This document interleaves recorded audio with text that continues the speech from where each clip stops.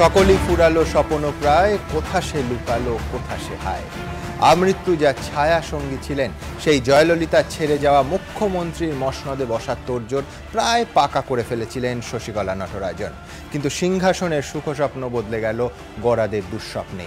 আয়ের সঙ্গে সঙ্গতিহীন সম্পত্তির মামলায় শশীকলার 4 বছরের কারাবাসের নির্দেশ দিলেন মাননীয় বিচারপতিরা। ফিরে এসেও 6 বছর লড়তে পারবেন না ভোটে। এই রায়ের পর দ্রাবিড় রাজনীতিতে অপ্রত্যাশিত বাঁক। পনিরসেলভামকে বহিষ্কার করে আধিপত্য কায়েমে বদ্ধপরিকর শশীকলা শিবির। উল্টো দিকে সরকার গঠনের লক্ষ্যে অনড় পনিরসেলভাম শিবিরও। এই সংঘাতের আবহ কোথাও মনে করিয়ে দিচ্ছে এমজি রামাচন্দ্রনের মৃত্যুর পর এআইএডিএমকের উত্তরাধিকার নিয়ে দ্বন্দ্বকে। সেবার শেষ হাসি হেসেছিলেন জয়ললিতা। এবার আম্মার ছায়াসঙ্গী চিনাম্মা এবং তার অনুগত সৈনিকের সংঘাতে শেষ হাসি কে হাসবে সেটাই দেখার। শুরুতেই আজকে দেখব কি রায় দিল মাননীয় সুপ্রিম কোর্ট। তামিলনাড়ুর রাজনীতিতে বড়সড় পালাবদল। সুপ্রিম কোর্টের রায়ে শশীকলার স্বপ্নভঙ্গ। আম্মার ছেড়ে যাওয়া মুখ্যমন্ত্রীর কুর্সিতে তো বসা হলোই না চিন্নাম্মার। উল্টে আয়ের সঙ্গে সঙ্গতিহীন সম্পত্তির মামলায় 4 বছরের জন্য জেলে ঠাঁই হতে চলেছে বিবেকানন্দন কৃষ্ণাবেনী শশীকলা নটরাজনের। সেই সঙ্গে 10 কোটি টাকা জরিমানা। আইন অনুযায়ী দুর্নীতির মামলায় দোষী সাব্যস্ত হওয়ার ফলে 4 বছর জেলের পর আরো 6 বছর কোনো ভোটেই লড়তে পারবেন না শশীকলা। ফলে আগামী 10 বছরের জন্য শশীকলার সামনে মুখ্যমন্ত্রী হওয়ার সমস্ত রাস্তা বন্ধ। মঙ্গলবার সকালে সুপ্রিম কোর্টের 6 নম্বর কক্ষ ছিল ভিড়ে ঠাসা। 2 বিচারপতি পিনাকি চন্দ্র ঘোষ এবং অমিতাভ রায় বিচারকক্ষে আসেন 10:30 নাগাদ। একটু পরে মুখবন্দি খামে এসে পৌঁছয় রায়ের কপি। খাম খুলে বিচারপতি পিনাকি চন্দ্র ঘোষ বলেন, পুরো রায়টি অনেক বড়, আমরা সরাসরি আসল অংশে আসছি। সময় নষ্ট না করে বিচারপতি অমিতাভ রায় বলেন, আমরা নিম্ন আদালতের রায় বহাল রাখছি। দোষী সাব্যস্ত বাকিদের অবিলম্বে আত্মসমর্পণ করতে হবে। মাত্র 8 মিনিটের বক্তব্য, তাতেই শশীকলার সমস্ত স্বপ্ন শেষ। V.K. Sasikala, V.N. Sudhakaran and Ilavarasi, who were guilty of disproportionate assets. Judiciary had a very tough time with these master criminals, and it had taken 19 years to come to this day when the corruption in this country will be rooted out by the order of the Supreme Court. গত কয়েকদিন ধরে পনিরসেলভামকে সরিয়ে মুখ্যমন্ত্রীর কুর্সিতে বসতে কোনো চেষ্টাই বাকি রাখেননি আম্মার এই ছায়াসঙ্গী। বিধায়কদের মহাবলীপুরমের গোল্ডেন বে রিসর্টে নিয়ে রেখেছেন। প্রতিদিন তাদের সঙ্গে বৈঠক করে আস্থা অর্জনের চেষ্টা চালিয়েছেন। সোমবার সারা রাত বিধায়কদের সঙ্গে এই রিসর্টেই ছিলেন। কিন্তু সুপ্রিম কোর্টের নির্দেশ সেই সব চেষ্টায় জল ঢেলে দিল। সুপ্রিম কোর্টের নির্দেশের পরই গোল্ডেন বে রিসর্টে পৌঁছে যায় পুলিশ। নিরাপত্তা বাড়ানো হয় পোয়েস গার্ডেনেও। অন্যদিকে সুপ্রিম কোর্টের নির্দেশকে জয় হিসেবে দাবি করে উল্লাসে ফেটে পড়েছে ও পনিরসেলভাম শিবির। যদিও দুই গোষ্ঠীর মধ্যে লড়াইয়ের এই আবহে তামিলনাড়ুতে একটাই প্রশ্ন ঘুরছে, আম্মার কুর্সিতে তাহলে শেষমেশ কে বসতে চলেছে? এবিপি আনন্দ। মইদুল, অ্যান্টি ক্লাইম্যাক্স আর কাকে বলে? আমি বলছি যে পৃথিবীর সবথেকে বড় গণতান্ত্রিক রাষ্ট্র ভারতবর্ষেই বোধহয় সম্ভব। একদিকে পকেটে বা ভ্যানিটি ব্যাগে যেখানেই বলি ম্যাজিক ফিগার 118, বিধায়করা সফলভাবে বন্দী, তারা অবশ্য বলছেন স্বেচ্ছায়, এমন স্বেচ্ছায় যে পাঁচিল টপকে রাতের অন্ধকারে একজনকে পালাতে হয়েছে। আচ্ছা, একেবারে মুখ্যমন্ত্রীত্বের চেয়ারের দিকে দ্রুত এগোচ্ছেন। এই অবস্থায় মুহূর্তে স্বপ্ন ভেঙে খান খান ঠাঁই হলো শ্রীঘরে। আমি বলছি যে 10 বছরের জন্য রাজনৈতিক ক্যারিয়ার শেষ। নাটকীয় উত্থান এবং পতনের মানে এই রকম আর উদাহরণ তোমার মনে পড়ছে? মানে এত দ্রুত না, খুব একটা মনে তেমন পড়ছে না। কিন্তু যেটা হচ্ছে এখন তামিল রাজনীতিতে সেটা হলো, দেখুন যে শশীকলা এবং এই ও পনিরসেলভাম, এরা দুজনেই মূলত থেভার যে কাস্ট, ডমিনেন্ট কাস্ট, এটা ল্যান্ডেড কাস্ট। ভারতবর্ষে অনেক রাজ্যগুলো আপনি দেখবেন এই যে মিডল যে কাস্ট ওবিসি, সেটা আপনি উত্তর ভারতেও যদি বিহার এবং উত্তরপ্রদেশেও যদি দেখেন, কিংবা হচ্ছে আপনার মহারাষ্ট্রের ক্ষেত্রে মারাঠি যে কাস্ট, সেটাও এরা হচ্ছে খুব পাওয়ারফুল ল্যান্ডেড কাস্ট। তামিলনাড়ুর ক্ষেত্রেও এই যে ওবিসি যে কাস্টটা, সেটা কিন্তু একটা বড় রোল প্লে করছে। এবার উল্টো দিকে এই ওবিসিদের মধ্যে এই থেভার যেমন একটা কাস্ট আছে, উল্টো দিকে এই পানালিস এডাপাডি পানালি স্বামী যে উঠে এসছেন, তিনি আবার আরেকটা ওবিসির মধ্যে থেকে আরেকটা কাস্ট থেকে আসেন। সেটা হচ্ছে মূলত ভেল্লার তাদেরকে বলা হয়, মানে গন্ডোর কাস্ট, সেখান থেকে আসছে। তো তাদের মধ্যে যে ক্ষমতার সমীকরণ, সেই জায়গাটা নিয়ে এখন নতুন তামিল রাজনীতিতে সামনে আসবে। উল্টো দিকে যেটা আবার হচ্ছে যে জয়ললিতার মতো ওরকম একজন বড় নেত্রী, ক্যারিসম্যাটিক ফিগার, এই যে ক্যারিসম্যাটিক লিডার বেসড যে আপনার পলিটিক্স দশকের বছর তামিলনাড়ুতে চলেছে এবং এটা ভারতবর্ষ অন্যান্য অনেক জায়গাতেই হচ্ছে, কিন্তু তার লিমিটেশনটাই এখানে বোঝা যাচ্ছে যে যেখানে আপনার কে পাওয়ারফুল একখানা পলিটিশিয়ান মানে ব্যক্তি, সেটার উপর নির্ভর করছে রাজনীতি। কারণ পুরোটাই লয়্যালটির। এই যে পানালি স্বামী, ইনি হচ্ছে জয়ললিতার কিচেন ক্যাবিনেটের মধ্যে ছিলেন। সালেম ডিস্ট্রিক্টে তার 11টার মধ্যে লাস্ট যে 2016-তে 10টা তিনি জিতিয়েছিলেন, 40,000 ভোটের ওপর লাস্ট জিতেছেন। গত 4-5টা নির্বাচনে তিনি জিতেছেন। ফলে এই একটা জিনিস আবার তৈরি হচ্ছে। আবার ওদিকে পানির সিলভাম হচ্ছে সেখানে একটা রোল প্লে করছে। এখন এইটা কিন্তু তার লিমিটেশনটা মানে পার্টি, এখানে পার্টি যদি ধরুন পার্টি যদি বড় হতো তাহলে কিন্তু এই ক্রাইসিসটা আসতো না। কিন্তু এখন হচ্ছে যে ব্যক্তিগত লয়্যালটি কোথায়, এখানেই ট্র্যাজিক একটা জায়গা যে শশীকলার কনভিকশন হয়ে গেল, কিন্তু শশীকলারই হচ্ছে একজন অ্যাপয়েন্টেডে, সে হচ্ছে পাপেট গভর্নমেন্ট হয়তো চালালেও চালাতে পারে, উই ডোন্ট নো ইট। কারণ ফ্লোর টেস্টটা হলেই বোঝা যাবে যে পানির সিলভামের প্রতি হচ্ছে সমর্থন আছে নাকি হচ্ছে এটা পার্টি। একটা জিনিস যে জয়ললিতা মাস লিডার ছিলেন, সেই জায়গায় এই এখনকার প্রতিদ্বন্দ্বীদের মধ্যে কেউই নেই। আমরা নিঃসন্দেহে এই অনুষ্ঠানের অন্য অংশে আসবো যে রজনীকান্ত তিনি এই সুযোগে রাজনীতিতে আসবেন কিনা, তামিল রাজনীতির একটা জায়গা দখলের চেষ্টা করবেন কিনা, সেই নিয়েও নানা জল্পনা আছে। কিন্তু তার আগে দ্রুত দেখবো ঠিক এই মুহূর্তে দ্রাবিড় রাজনীতি কোন মোড়ে দাঁড়িয়ে। মুখ্যমন্ত্রীর কুর্সি এখন শুধুই স্বপ্ন, আপাতত জেল যাত্রা। তাহলে কি তামিল রাজনীতিতে শশীকলা রাজ শুরু হওয়ার আগেই সম্পূর্ণ শেষ? এবার কি অস্থায়ী মুখ্যমন্ত্রীর তকমা ছেড়ে স্থায়ী মুখ্যমন্ত্রী হিসেবে প্রথমবার দেখা যাবে ও পনিরসেলভামকে? তবে মুখ্যমন্ত্রীর কুর্সি তার হাতছাড়া হলেও ওপিএসকে মুখ্যমন্ত্রিত্ব থেকে দূরে রাখতে শেষ লড়াইটাও শুরু করে দিয়েছেন শশীকলা। সুপ্রিম কোর্ট তাকে দোষী সাব্যস্ত করার পরই ও পনিরসেলভামকে দল থেকে বহিষ্কার করেছেন শশীকলা। বিধায়কদের বৈঠক ডেকে রাজ্যের বর্তমান পূর্তমন্ত্রী ই পলানিস্বামীকে এআইএডিএমকের পরিষদীয় দলের নেতা নির্বাচন করা হয়েছে। এরপরই পলানিস্বামী সরকার গড়ার দাবি জানিয়েছেন, কিন্তু সরকার গড়ার দাবি তো শশীকলাও আগেই জানিয়েছিলেন রাজ্যপালের কাছে। পনিরসেলভামও রাজ্যপালের কাছে গিয়ে জানিয়ে এসেছেন তাকে চাপ দিয়ে পদত্যাগ করানো হয়েছে, কিন্তু তারপরও রাজ্যপাল কোনো সিদ্ধান্ত নেননি। এবার কি করবেন তিনি? শশীকলা মনোনীত পলানিস্বামীকে কি বিধানসভায় শক্তি পরীক্ষার সুযোগ দেবেন রাজ্যপাল, নাকি কেয়ারটেকার মুখ্যমন্ত্রী হিসেবে ও পনিরসেলভামকে শক্তি পরীক্ষার সুযোগ দেবেন তিনি? এক্ষেত্রে রাজ্যপাল যদি জেনে নিয়েছেন কার কতটা স্ট্রেংথ আছে, সেই স্ট্রেংথটা জেনে নিয়ে এবার এই জিনিসটাকে প্রডিউস করতে পারেন ফ্লোরে যে পার্টি, যে লিডারশিপ যারা ম্যাক্সিমাম হবে তারাই সেই ফ্লোরে তারা সাকসেসফুল হবে এবং কন্টেস্ট। এখানে শশীকলার রিপ্রেজেন্টেটিভ কেউ হতে পারে, প্রক্সি কেউ হতে পারে, কিন্তু শশীকলা না হলেই হলো। গভর্নর যদি মনে করেন যে এরকমভাবে আমি দুজনকেই ডেকে আমি ফ্লোরে টেস্ট করতে বলবো, তাহলে করতে পারেন। অথবা উনি বলতে পারেন যে দেখুন যে লিস্ট আমাকে দেওয়া হয়েছে সেই লিস্ট অনুযায়ী আমি দেখছি এনারা মেজরিটি, অতএব আপনি ওনাকে বলতে পারেন যে আপনি প্রথম প্রুভ করুন, যদি উনি তাতে পাস করে যান তাহলে he will be the chief minister. যদিও সূত্রের খবর ও পনিরসেলভাম এবং শশীকলা শিবিরের নেতা পলানিস্বামী দুজনকে একসঙ্গে বিধানসভায় শক্তি পরীক্ষা দিতে বলতে পারেন রাজ্যপাল। 1998 সালে সুপ্রিম কোর্টের নির্দেশে উত্তরপ্রদেশ বিধানসভায় জগদম্বিকা পাল এবং কল্যাণ সিংহ একসঙ্গে শক্তি পরীক্ষা দিয়েছিলেন। বর্তমানে এআইএডিএমকের মোট বিধায়ক সংখ্যা 134। শশীকলা শিবিরের দাবি 124 জন এআইএডিএমকে বিধায়ক এখনও তাদের দিকে, উল্টো দিকে পনিরসেলভামের দিকে মাত্র 10 জন বিধায়ক। কিন্তু গত কয়েকদিন ধরেই একাধিক এআইএডিএমকে সাংসদ ও বিধায়ক পনিরসেলভামের দিকে ঝুঁকতে শুরু করেছেন। এই পরিস্থিতিতে দোষী সাব্যস্ত হওয়ার পর আর কজন বিধায়ক শশীকলার দিকে থাকবেন তা নিয়ে সন্দেহ রয়েছে। প্রতি মুহূর্তে চলছে শিবির বদলের জল্পনা। আস্থা ভোট হলে কংগ্রেস ও ডিএমকের ভূমিকা অত্যন্ত গুরুত্বপূর্ণ হয়ে উঠবে। বিরোধী দল করুণানিধির ডিএমকে পনিরসেলভামের পাশে রয়েছে। সূত্রের খবর কংগ্রেসও শশীকলার পাশে দাঁড়াবে না। সতর্কতার সুরে কংগ্রেস বলছে বিজেপি যাতে কোনোভাবেই সরকার ভাঙা গড়ার খেলায় রাজভবনকে কাজে না লাগায়। राजनीतिक अस्थिरता और भ्रम की स्थिति को खत्म करना चाहिए। भारतीय जनता पार्टी को इस प्रकार के माहौल में दखल अंदाजी करने का कोई अधिकार नहीं। সরাসরি না বললেও পনিরসেলভামের হয়ে মোদী সরকার ব্যাট করছে বলে আড়ালে আবডালে অভিযোগ করতে শুরু করেছে শশীকলা শিবির। যদিও বিজেপি বলছে এতে তাদের কোনো হাত নেই। राज्यपाल साहब देख रहे थे कि वहां की स्थिति कैसे उभर के बन सकती है, एक जजमेंट आ रहा था। अब जब आ गया, इसके जो भी परिणाम होंगे, जो भी कॉन्स्टिट्यूशनली करेक्ट होगा, संविधान के तहत सही होगा, वही किया जाएगा। কে কাকে দল থেকে বের করলো সেটা এখন বড় বিষয় নয়, আসল হলো কে সরকার করবে, কার হাতে বেশি সংখ্যক বিধায়ক আছে, সেই হবে এমজিআর জয়ললিতার দলের আগামীর শীর্ষ নেতা। এবিপি আনন্দ।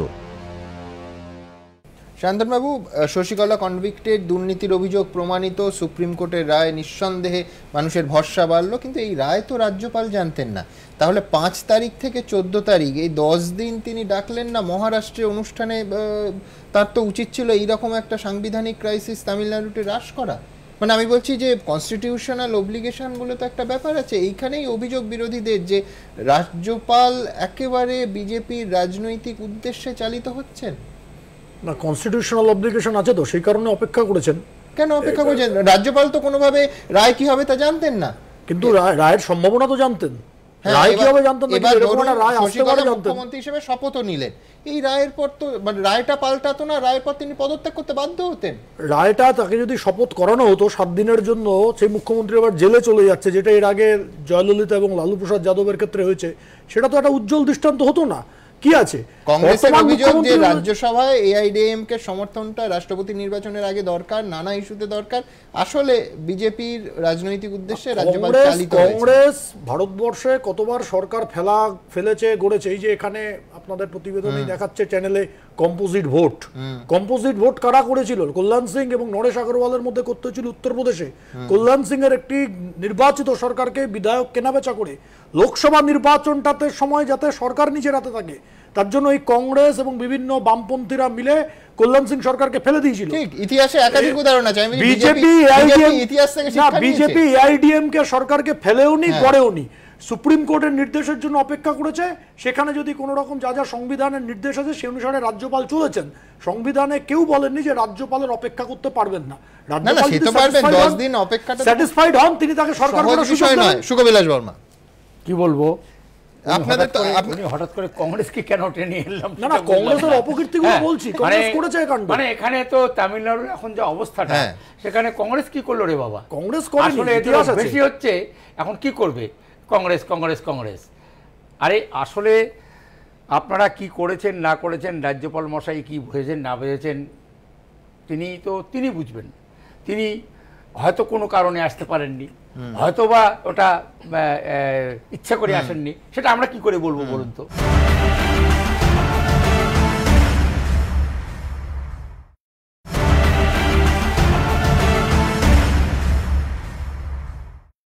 একটা জিনিস খুব ইন্টারেস্টিং, সেটা হচ্ছে বিজেপি, কংগ্রেস, ডিএমকে, শশীকলাকে কিন্তু কেউ চাইছিল না। এটা কেউ চাইবেও না, কেননা যিনি এখনই কনভিক্টেড হলেন তার পেছনে কে যাবে বলুন তো? কেন যাবে? লোকে বলছে আরেকটা কারণ জয়ললিতার মতো আরেকটা কাল্ট ফিগার যাতে না তৈরি হয় দ্রাবিড়ীয় রাজনীতিতে, সেই দিকে সচেতন ছিলেন আপনারা। শশীকলার অবদানটা কি? শশীকলার রাজনীতি কি কত কোনোদিন মোটেই করেননি, কিছু করেননি। সুতরাং তার পেছনে কংগ্রেস কেন যাবে? চমৎকার পয়েন্ট। আমি দ্রুত একবার দর্শকদের দেখাতে চাইবো যে শশীকলার অবদানটা কি। জয়ললিতার সঙ্গে ঘনিষ্ঠতা একমাত্র কারণ। ঠিক কিরকম ছিল দুজনের সম্পর্ক, কতটা ওঠাপড়া ছিল, দেখুন। শশীকলা নিজের স্বামীর সঙ্গ ছেড়েছিলেন, কিন্তু জয়ললিতার সাথ ছাড়েননি। বিরোধীরা টোপ দিয়েছে, কিন্তু জয়ললিতার বিরুদ্ধে যাননি। আর উল্টো দিকে আনুগত্যে কম যান না পনির সেলভামও। একটা সময় পনির সেলভামের বাজেট ব্রিফকেসে জয়ললিতার ছবি দেখা যেত।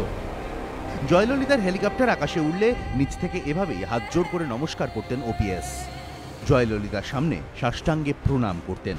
জয়ললিতা অসুস্থ থাকাকালীন তার ফ্রেমবন্দি ছবি সামনে রেখে মন্ত্রিসভার বৈঠক করতেন পনির সেলভাম। জয়ললিতার এহেন দুই ঘনিষ্ঠর মধ্যেই কুর্সির লড়াই। সুপ্রিম কোর্টের রায়ের পর যে লড়াই থেকে কার্যত ছিটকে গেলেন শশীকলা। 1991 সালে জয়ললিতা প্রথমবার মুখ্যমন্ত্রী না হওয়া পর্যন্ত শশীকলাকে সেভাবে কেউ চিনতেন না, যদিও দুজনের পরিচয়টা হয়েছিল তার অনেক আগে, 1984 সালে। তামিলনাড়ু সরকারের জনসংযোগ অফিসার নটরাজনের স্ত্রী শশীকলা একটি ভিডিও শপ চালাতেন। আশেপাশের বিয়ে কিংবা অন্যান্য অনুষ্ঠানে ভিডিও রেকর্ডিং করতেন। সেই সময় রাজনৈতিক কর্মসূচির ভিডিও রেকর্ডিংয়ের সূত্রে শশীকলার সঙ্গে জয়ললিতার পরিচয়। ধীরে ধীরে জয়া শশী ঘনিষ্ঠ হয়ে ওঠেন। 1991 সালে যখন জয়ললিতা মুখ্যমন্ত্রী, তখন বকলমে ছড়ি ঘোরানোর অভিযোগ উঠতে শুরু করে শশীকলার বিরুদ্ধে। শশী ও তার পরিবারের বিরুদ্ধে দুর্নীতির এত অভিযোগ উঠতে শুরু করে যে তাদের মান্নারগুড়ি মাফিয়া বলেও ডাকা শুরু হয়।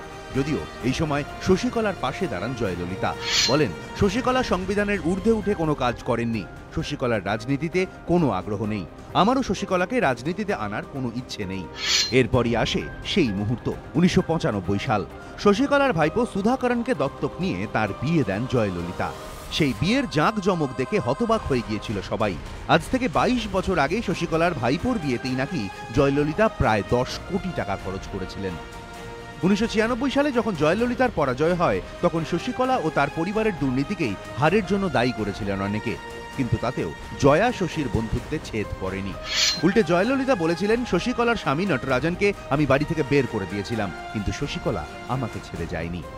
আয়ের সঙ্গে সঙ্গতিহীন সম্পত্তির মামলায় 1996 সালে জয়ললিতার সঙ্গে শশীকলাকেও কিছুদিন জেলে কাটাতে হয়। দুজনের সম্পর্কে প্রথম বিচ্ছেদ ঘটে 2011 সালে, যখন শশীকলাকে দল থেকে বের করে দেন জয়ললিতা, কিন্তু 6 মাস বাদে ক্ষমা চাওয়ায় শশীকলাকে ফিরিয়েও নেন জয়া। শেষ পর্যন্ত শশীকলার সামনেই তার মৃত্যু ঘটে। মৃত্যু ঘিরে রহস্যের জন্যও আঙুল ওঠে শশীকলার দিকেই।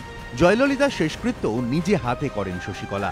জয়ললিতার মতোই এআইএডিএমকে সাধারণ সম্পাদক হন, মুখ্যমন্ত্রী হওয়ার চেষ্টাও করেছিলেন, কিন্তু সেই স্বপ্ন পূরণ হল না। দুর্নীতি কাটায় বিদ্ধ হলেন জয়ার ছায়া শশীকলা। এবিপি আনন্দ। উদয়নদা, সম্পূর্ণ অন্য একটা জায়গা থেকে যদি এই প্রেজেন্ট সিচুয়েশনটাকে দেখি, যে আইকনিক ফিগার নির্ভর তামিলনাড়ুর রাজনীতি একবার নয় বারবার, এই মুহূর্তে কিন্তু সেইটা একটা ভ্যাকুয়াম তৈরি হয়েছে। একদিকে প্রায় 92 বছর বয়স করুণানিধি বেশ কয়েক মাস হলো বিছানা থেকে উঠতেই পারেন না, কোনো বিবৃতি দেওয়ার অবস্থায় নেই।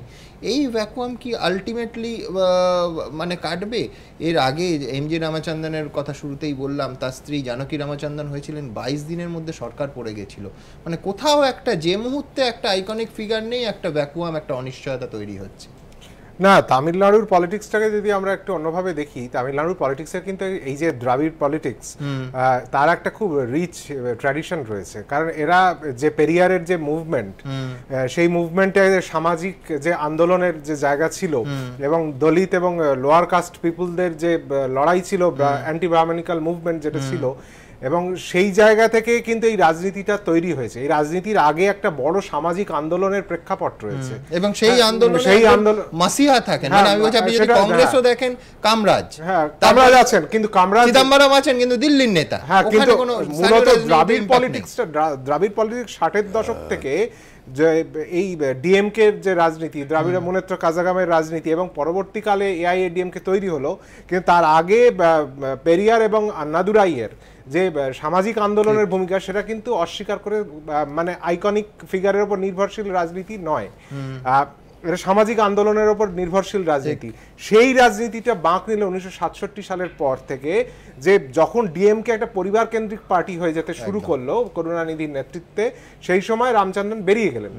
এবং রামচন্দ্রন বেরিয়ে গিয়ে কি করলেন না, ওই পেরিয়ার এবং আন্নাদুরাইয়ের লিগাসি কে বহন করছে এই নিয়ে লড়াইটা, সেই নিয়ে লড়াই থেকে দুটো আইকন তৈরি হলো, একটা করুণানিধি আর একটা রামচন্দ্রন।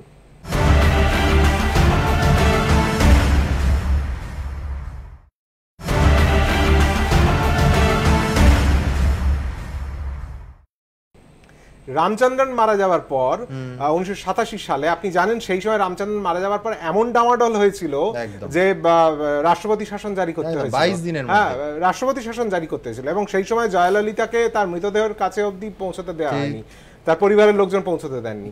কিন্তু জয়ললিতা কিন্তু পরবর্তীকালে সেইটা তৈরি করলেন, সমাজে সেই গ্রহণযোগ্যতা তৈরি করলেন যে আমি এমজিআর এর লিগাসিটা বহন করতে পারি, অর্থাৎ সেইটা, তাই জন্য তিনি কিন্তু এআইডিএমকে প্রধান হলেন এবং আইকনিক ফিগার হয়ে উঠলেন, যে ওই পরপর ইতিহাসের কিভাবে বহন করছি।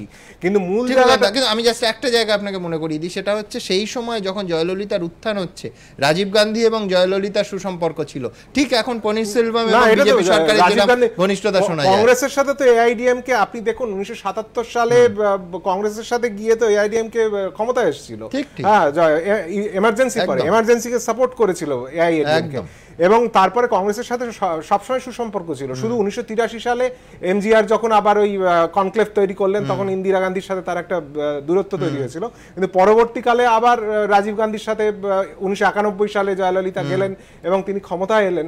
রাজীব গান্ধীর মৃত্যুর পর সেখানে ইলেকশন হলো এবং ইলেকশনে বিপুল সংখ্যাগরিষ্ঠতা নিয়ে ক্ষমতায় এলেন, এবং সেইখান থেকে তিনি আইকনিক ফিগার হয়ে গেলেন।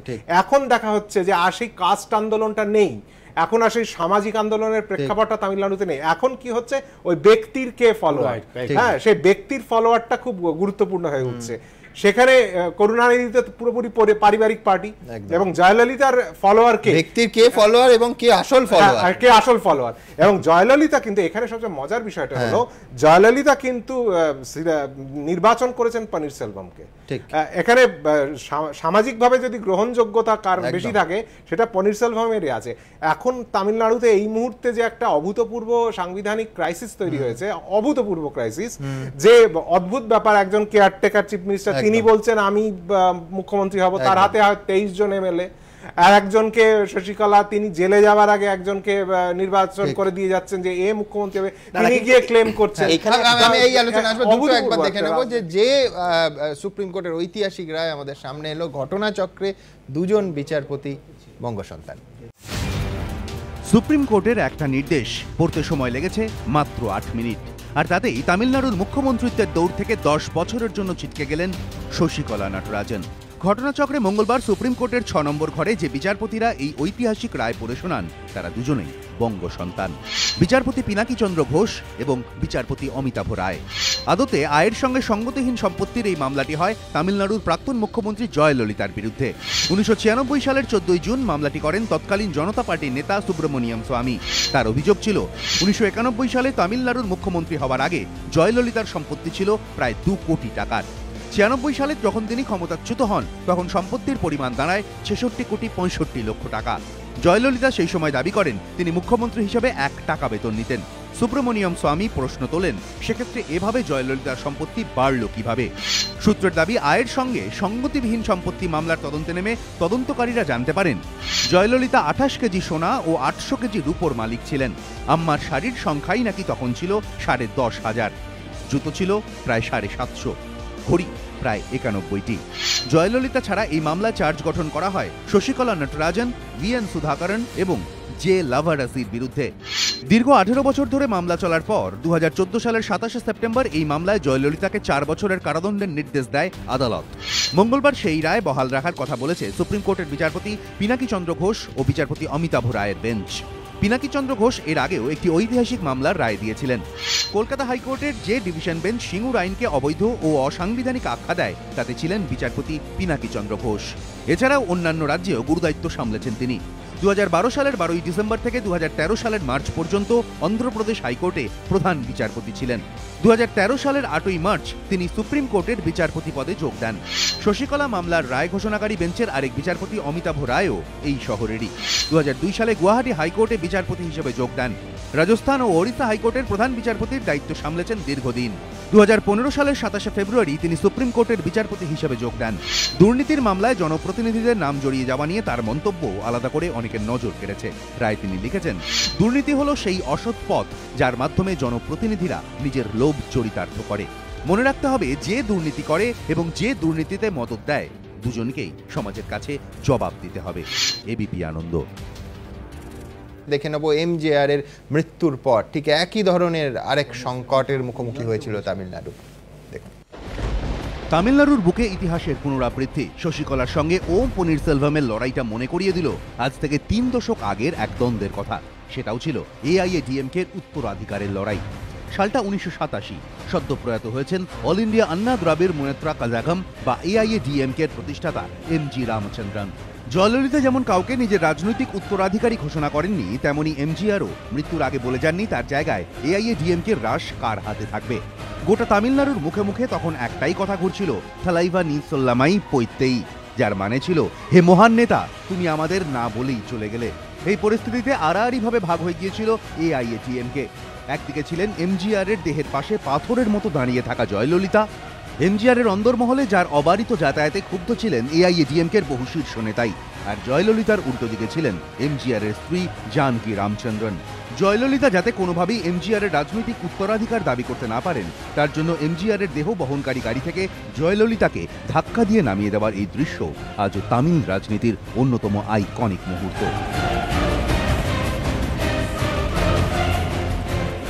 একই ফ্রেমে MGR, তার স্ত্রী জানকী এবং জয়ললিতার এই ছবি একসময় ক্যামেরাবন্দি হলেও 1987 পর জয়ললিতাকে রুখতে MGR'ের স্ত্রী জানকীকেই মুখ্যমন্ত্রী পদে বসান AIADMK'র শীর্ষ নেতারা।